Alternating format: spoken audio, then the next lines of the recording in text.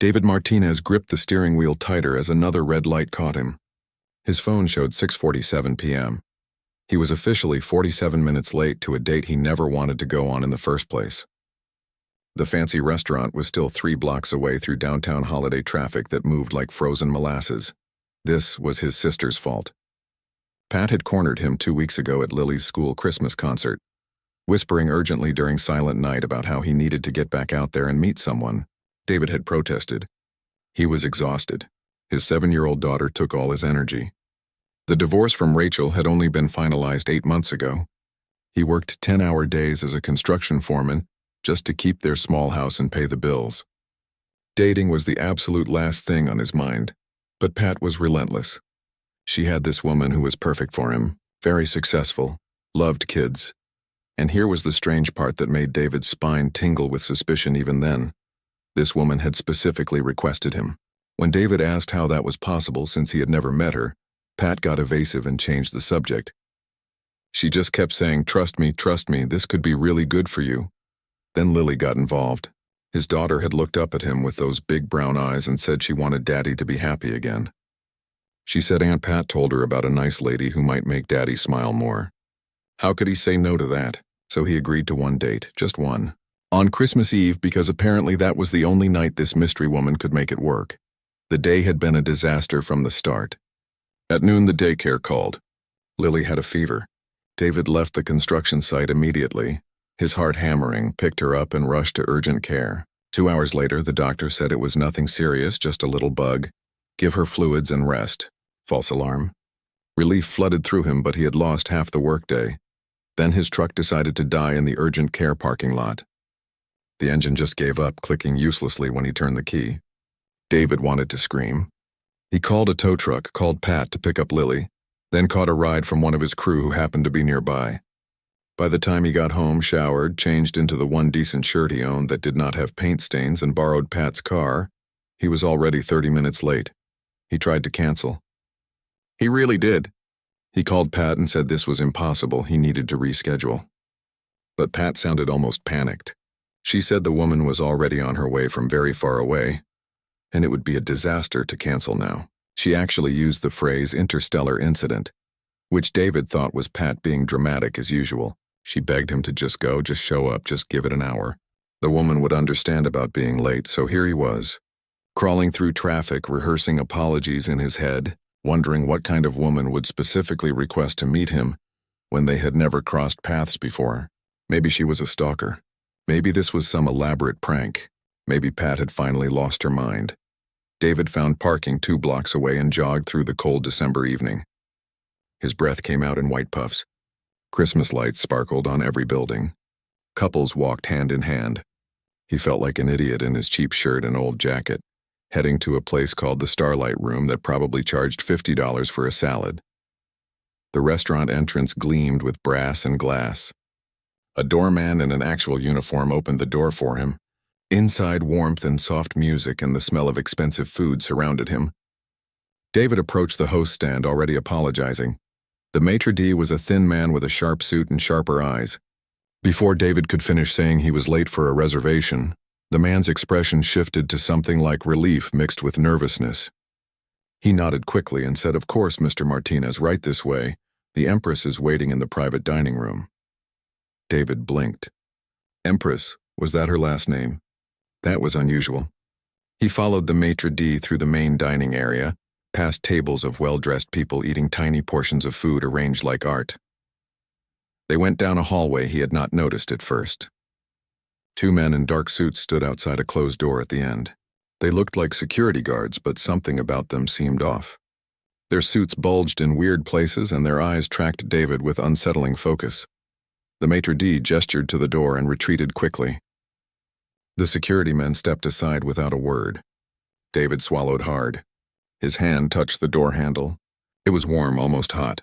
He heard his sister's voice in his head saying, "This could be really good for you," and his daughter's voice saying she wanted him to be happy. David opened the door. The private dining room was smaller than he expected, but beautifully decorated. Candles flickered on a table set for 2. Wine glasses sparkled. A window showed the city lights spreading out below. And sitting alone at the table was the most beautiful woman David had ever seen. She was tall, he could tell even though she was seated. Her hair was dark and fell in waves past her shoulders. She wore a dress that seemed to shimmer between red and gold, but it was her eyes that stopped David cold. They were golden, not hazel, not light brown, actually golden, and they seemed to glow slightly in the candlelight. She looked directly at him and smiled. The room suddenly felt much warmer.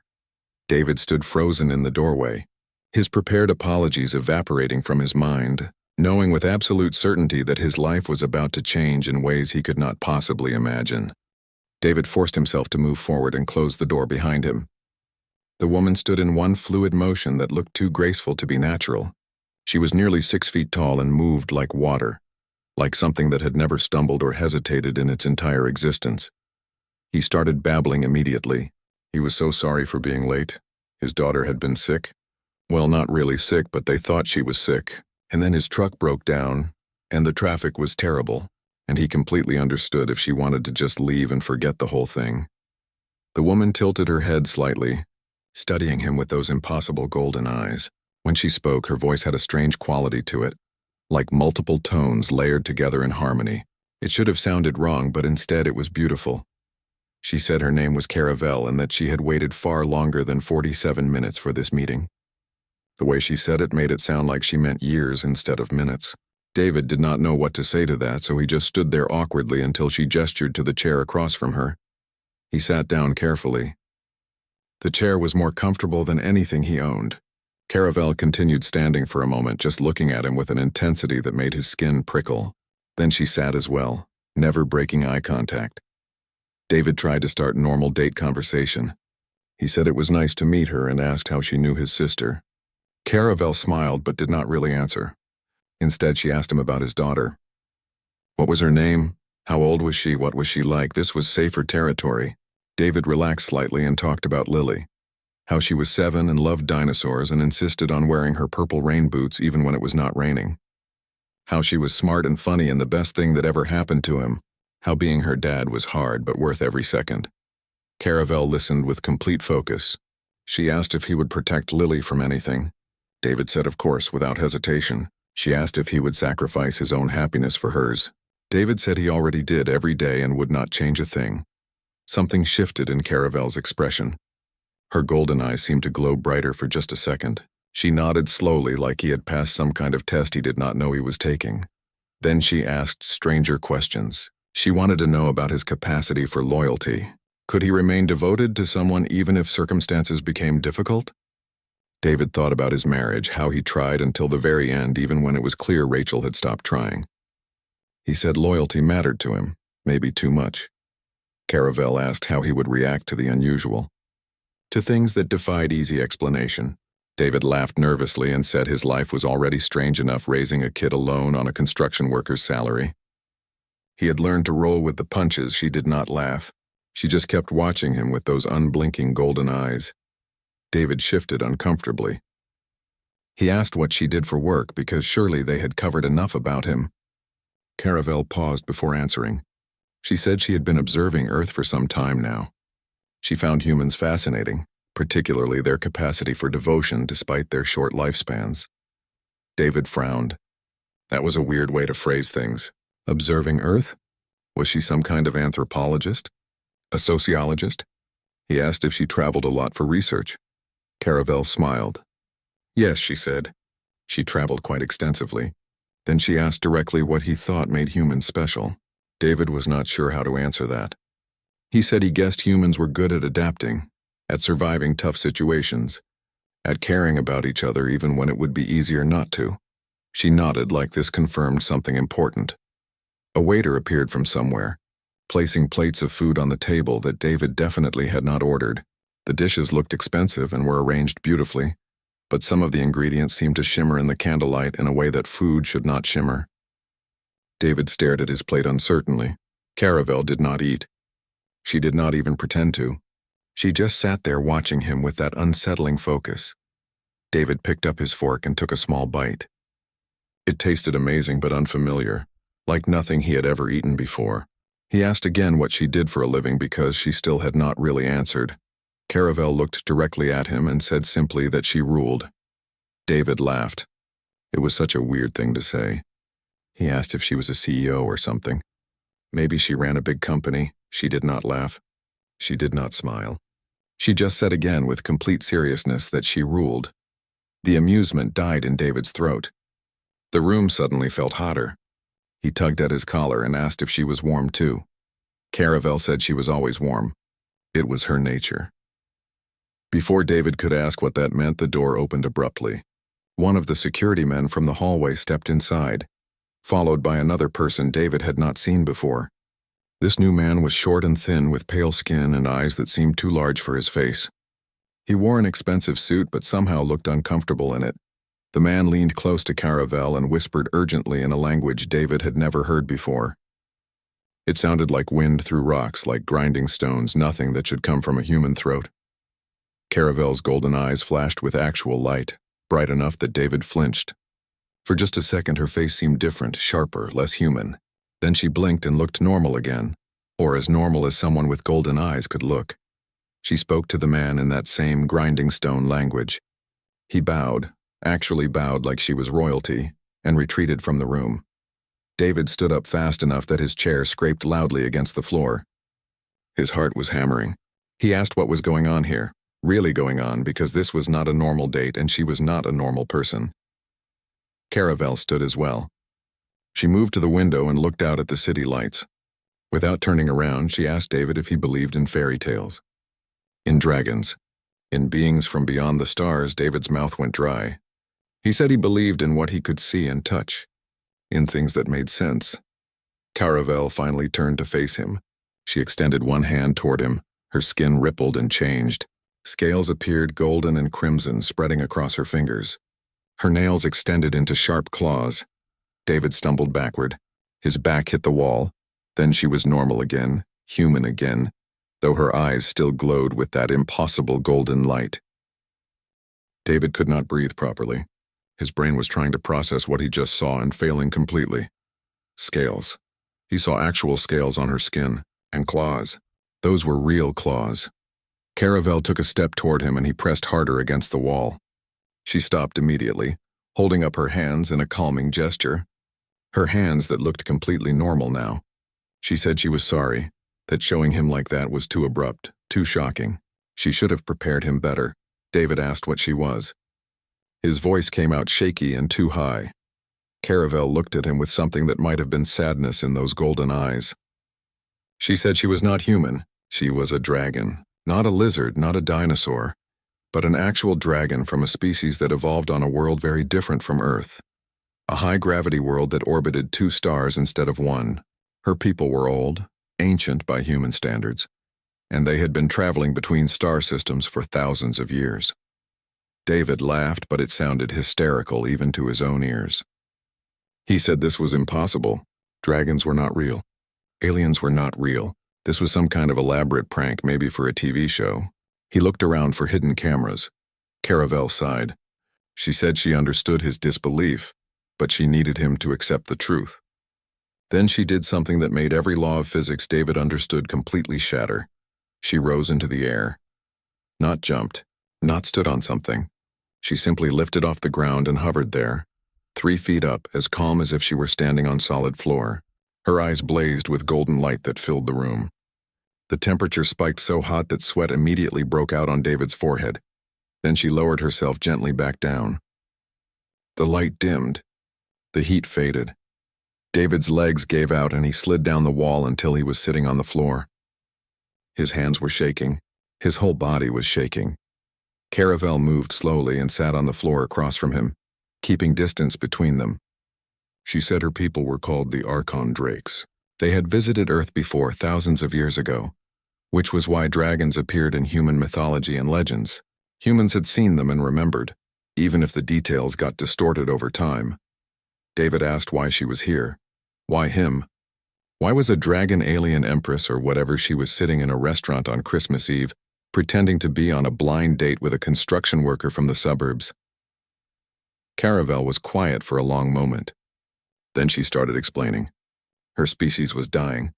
Not quickly, not dramatically, but slowly fading. They lived for thousands of years but rarely had children. Their reproduction rate was incredibly low. For centuries, powerful families had arranged marriages for political gain, breeding within the same bloodlines over and over. It had weakened them genetically. Recent studies by their scientists had discovered something unexpected. Humans, despite being young and primitive by galactic standards, had genetic markers that were compatible with the Archon drakes. More than that, human traits like adaptability, emotional resilience, and strong parental instincts made them ideal partners for producing healthy offspring. David stared at her. He asked if she was saying she came across the entire galaxy to find someone to have kids with. Caravel smiled faintly. She said it was more complicated than that, but essentially yes. The Andromeda Coalition had been searching Earth's data for individuals who showed the right combination of genetic markers and personal qualities. Strong parental instincts, emotional stability despite hardship, loyalty, capacity for devotion. David's name had come up. His whole life had been analyzed. His divorce, his relationship with Lily, his work ethic, his medical history, everything. The coalition determined he would be a strong candidate. David put his head in his hands. This was insane, completely insane. He asked if she understood how crazy this sounded. Caravel said she did. She said she would have found it absurd too if their positions were reversed. But desperation made people do strange things, even ancient spacefaring dragons. David looked up at her. He asked why she was doing this herself. She was an Empress, right? Could she not just send someone else to do this weird alien speed dating thing? Something shifted in Caravel's expression. For the first time, she looked vulnerable. She said she had been Empress for over 600 years. She had ruled 17 star systems, commanded fleets, negotiated treaties, and executed traitors. Everyone who came near her either feared her or wanted something from her. Political marriages had been suggested dozens of times, each one merely a transaction to gain power or territory. She was tired of being alone. Tired of existing at the top of a hierarchy where no one could see her as anything other than a crown and scales and ancient power. She wanted someone who might look at her and see more than that. Someone who might actually care about who she was instead of what she represented. David asked what would happen if he said no, if he just walked out right now and went home to his daughter and pretended this never happened. Caravel said he would be free to do exactly that. Her people had technology that could gently adjust memories. He would remember this as a strange but forgettable date with a weird woman. Nothing more. He and Lily would be completely safe. No one would bother them ever again. David absorbed that. Then he asked what would happen if he said yes. Caravel leaned forward slightly. She said they would begin a courtship. Slowly, properly, at whatever pace David needed. She would visit when she could. He would stay here with Lily, maintaining his normal life. No pressure, no demands. When he was ready, if he ever became ready, he could visit her world and see what her life was really like. She promised that Lily would be protected absolutely. The child's safety and happiness would be paramount. In fact, Caravel admitted that part of why David had been chosen was specifically because he was such a devoted father. Her species valued family bonds above almost everything else. A male who protected and nurtured young was considered to possess the highest form of strength. David laughed bitterly. He said so being a good dad made him attractive to space dragons. Caravel's smile was genuine this time. She said in his species he would simply be called a good man, and that was more than enough. David needed air. He needed space to think. This was too much, too fast, too impossible.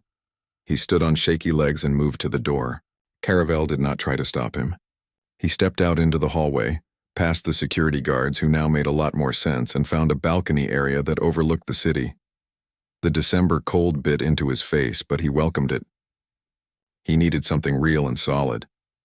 David gripped the balcony railing so hard his knuckles turned white. The city spread out below him, a million lights twinkling in the darkness. Normal people doing normal things. Meanwhile, he was having a mental breakdown because an alien dragon empress wanted to date him. He heard the door open behind him. Caravel stepped out but kept her distance, standing near the wall. She did not speak, just waited. David finally broke the silence. He said his life was already complicated enough. He had a daughter who needed stability. He worked long hours for barely enough money. He was still dealing with the emotional aftermath of a failed marriage. He could not just add dating an alien to that list. It was too much. Too strange. Too dangerous. Caravel listened without interrupting. When he finished, she asked a simple question. What did he want? Not what he thought he should want. Not what was responsible or practical. What did his heart actually desire? David was quiet for a long time. Finally, he admitted the truth. He was lonely. The divorce had hurt more than he wanted to acknowledge.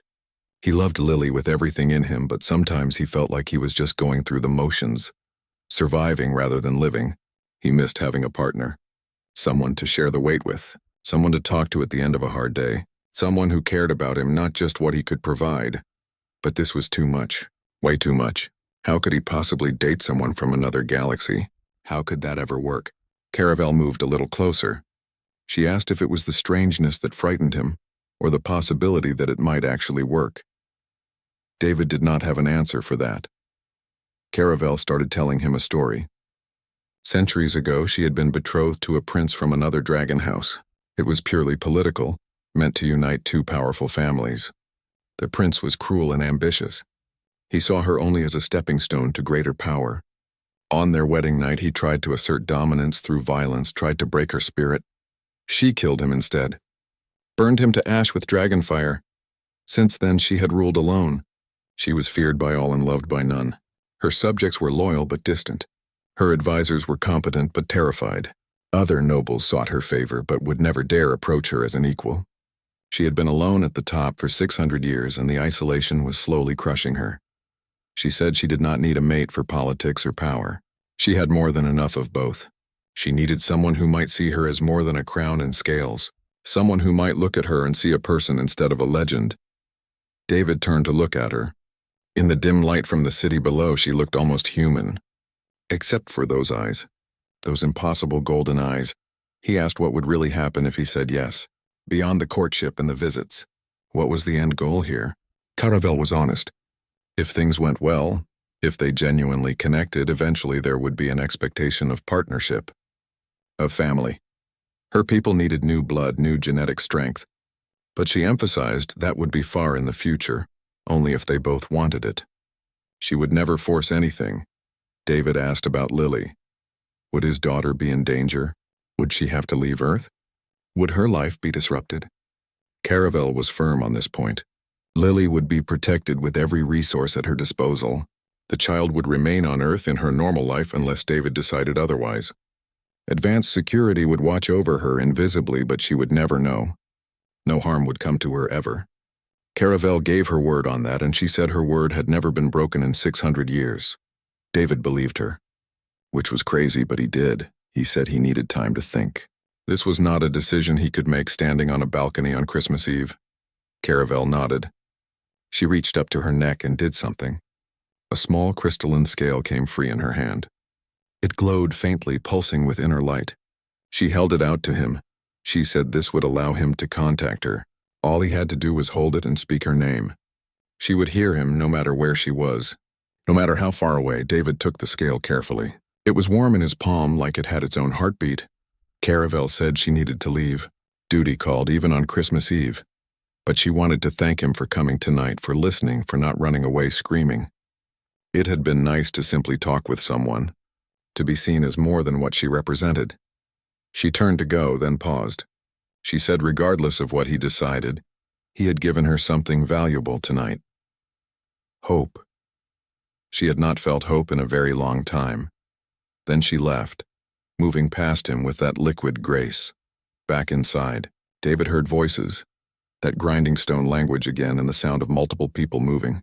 He stayed on the balcony, the crystalline scale growing warmer in his hand. A few minutes later, he heard what sounded like a helicopter, but deeper, more powerful. He looked up just in time to see something massive and dark rising into the night sky. It was sleek and angular, nothing like any aircraft he knew.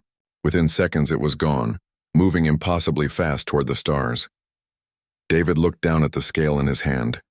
It pulsed with soft golden light, proof that everything that just happened was real. He stood there for another 10 minutes, just breathing, just existing. Then he went back inside. The private dining room was empty. The table was clean, like nothing had happened. The restaurant staff did not acknowledge him. He walked out the front door and nobody stopped him. The drive home was a blur. He kept glancing at the scale sitting in the cup holder, glowing faintly. When he got to Pat's house to pick up Lily, his sister took one look at his face and asked what happened. David said he would tell her later. Maybe. He was not sure yet. Lily was asleep in the guest room. He carried her to the car, buckled her in, and drove them both home. She woke up briefly when he was tucking her into bed. She smiled at him and said she loved him. He kissed her forehead and said he loved her too, more than anything in the world. Then he went to his own room, changed into sweats, and sat on his bed staring at the crystalline scale. It sat on his nightstand, glowing softly in the darkness like a tiny star. David lay back and stared at the ceiling. His mind raced with everything Caravel had told him. Dragons, aliens, empires spanning star systems. And somehow, impossibly, one of them wanted to date him. He thought about being lonely, about going through the motions, about whether he had the courage to take a chance on something completely impossible. He fell asleep eventually, exhausted. The scale continued to glow through the night, a promise of something beyond his ordinary world. 3 days had passed since Christmas Eve and David had barely slept. Every time he closed his eyes, he saw golden eyes and shimmering scales. The crystalline scale sat on his nightstand where he had placed it that first night. He kept staring at it, picking it up, putting it back down, unable to decide what to do. Lily was back to her normal, energetic self, playing with the toys she got for Christmas. She built elaborate dinosaur habitats out of blocks and narrated complex stories involving time travel and volcanoes. David watched her and thought about what Caravel had promised. Total protection. Total safety. Was that even possible? Pat showed up on the third day with coffee and pastries, letting herself in with the spare key. She found David at the kitchen table staring into space, the scale sitting in front of him. She sat down across from him and asked how the date went. Her tone was too casual, too careful. David looked at his sister for a long moment. Then he asked how much she knew. Pat had the decency to look guilty. She admitted that she had been contacted by representatives a few weeks ago. They asked if she knew any good single men who were devoted fathers and emotionally stable. They offered money. A lot of money. More than Pat made in 6 months. She thought it was a scam at first, maybe even a prank. But then the money appeared in her account. Real money. She swore she did not know the woman was an actual alien empress. She thought maybe she was just some eccentric billionaire with weird hiring practices. The representatives had been very professional, very normal. They never mentioned anything about dragons or space empires. David wanted to be angry, but he was too tired. He asked if Pat had spent the money. Pat nodded sheepishly. She had paid off her credit cards and fixed her car. She asked if David wanted her to give it back. David said no. It was done. Besides, he doubted the Andromeda Coalition needed the money back. Pat stared at the glowing scale. She asked if it was real. All of it, David said yes. Very real. Pat asked what he was going to do. David said he had no idea. Lily interrupted them, running into the kitchen with a toy dinosaur in each hand. She asked who they were talking about. Kids always knew when adults were discussing something they were trying to hide. David deflected, but Lily was persistent. She asked if it was about the pretty lady from the date. Aunt Pat had said she was special. David glanced at his sister, who looked apologetic. He turned back to Lily and asked what she would think if he dated someone who was very different. Lily tilted her head like a curious bird. Different how? Did she not like chicken nuggets? David could not help laughing. Leave it to a 7-year-old to reduce everything to food preferences. He said different in bigger ways. Different background, different life, very different family. Lily shrugged. She said as long as the lady was nice to Daddy and did not try to take away her dinosaurs, it was okay. David hugged his daughter tight. She squirmed and said he was squishing her, but she hugged him back. After Lily went back to playing, Pat said David looked like he was actually considering this. David admitted he was. It was crazy, but he could not stop thinking about what Caravel said. About going slowly, about just seeing what happened. When he stripped away all the impossible parts, it was just dating. If it did not work out, it did not work out. Pat asked what the best-case scenario looked like. David said honestly he did not know.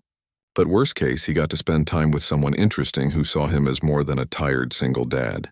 That did not seem so terrible. That night after Lily was asleep, David sat on his bed and picked up the crystalline scale. It was warm as always, pulsing gently. He felt ridiculous, but he held it close and whispered her name. Caravel. The scale flared brighter. Then a voice came from it, clear and warm, like she was standing right next to him. She said she could hear him and asked if he was well. David was startled but recovered quickly. They talked. Really talked.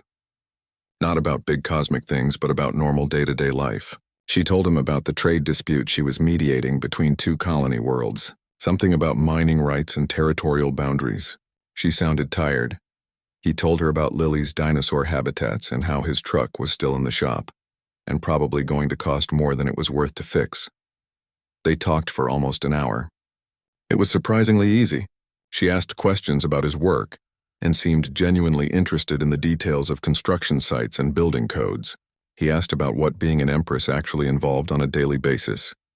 She described endless meetings, reports, ceremonial duties, and the constant weight of making decisions that affected billions of lives. Before they ended the conversation, David said he wanted to try the dating thing, slowly like she suggested, with clear rules. Caravel went quiet for a moment.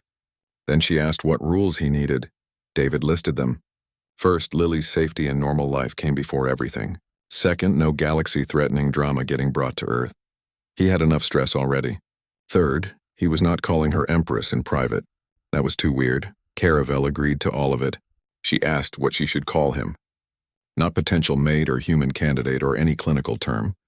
David said just David. Plain and simple. Just David. She repeated it slowly like she was tasting the words. Just David. She said she liked that. They made plans for another date. Next week if she could manage it. Somewhere normal this time. David suggested a coffee shop near his house. Nothing fancy. Just coffee and conversation. Caravel agreed. She said she would try coffee, though she had heard it was very bitter. David laughed and said she could get hot chocolate instead. Before they disconnected, Caravel thanked him for giving this a chance. For giving her a chance. David said he was probably crazy, but he was tired of playing it safe. Maybe strange was exactly what he needed. After the scale went dark again, David set it back on his nightstand. He lay down and realized he was smiling. Actually smiling.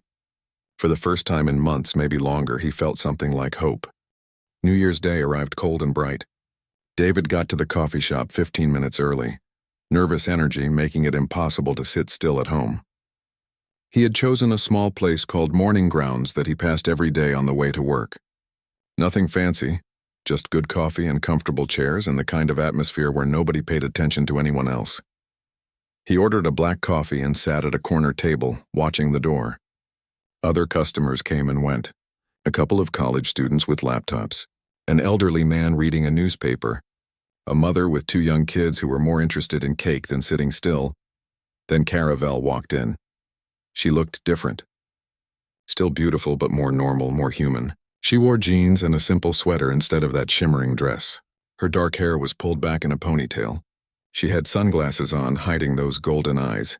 If David had passed her on the street, he would have thought she was just another attractive woman, nothing more. But he knew better now. He could see the way she moved, too graceful, too precise. He could see how other people unconsciously gave her space, like they sensed something powerful, even if they could not identify what. She spotted him and smiled. A real smile, warm and almost shy. She walked over and sat down across from him. David asked if she wanted anything. She looked at the menu board uncertainly. He suggested hot chocolate. She agreed, and he went to order it, grateful for something to do with his hands. When he came back with her drink, she was looking around the coffee shop with genuine curiosity. She said she had never been somewhere so ordinary before. Most of her time on Earth had been spent in diplomatic facilities or military installations. This was different. Normal people doing normal things. She tried the hot chocolate and made a face. Still too sweet for her taste, but better than coffee, apparently. David laughed, and the tension between them eased. They talked like regular people on a regular date. He asked about her work. She explained that being an Empress mostly meant sitting through endless meetings and making decisions based on incomplete information. She had to mediate disputes, allocate resources, approve military actions, and attend ceremonial functions. It was exhausting. David said it sounded like middle management, but with spaceships. Caravel laughed out loud.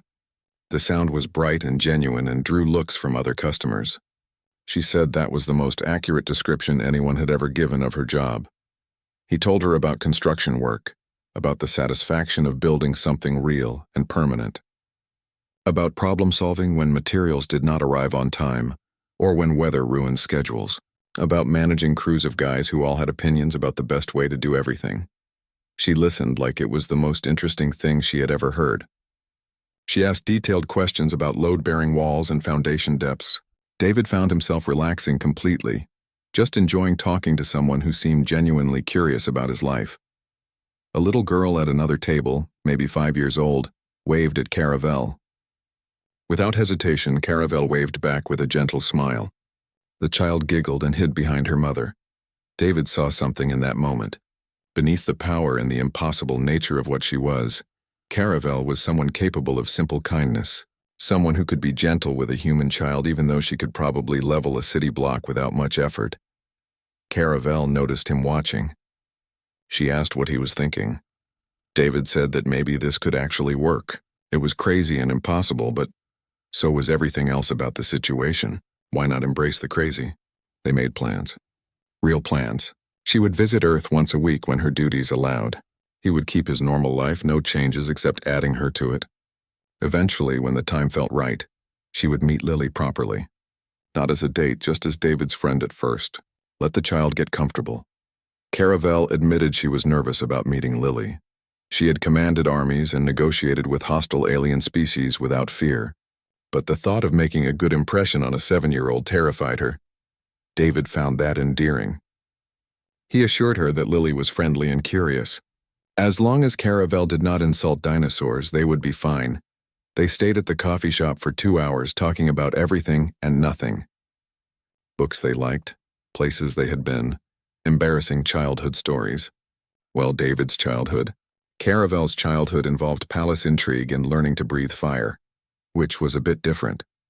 Finally, her phone buzzed. Actually, it was something that looked like a phone but probably was not. She checked it and her expression shifted from relaxed to serious in an instant.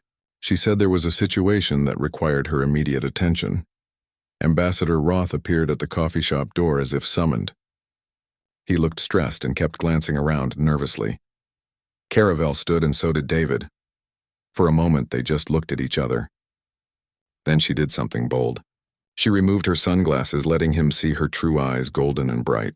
She leaned in and kissed him on the cheek. The spot where her lips touched burned warmly. Not painfully, but noticeably. She whispered that she would see him next week. Just David. Then she was gone, moving toward the door with Roth following.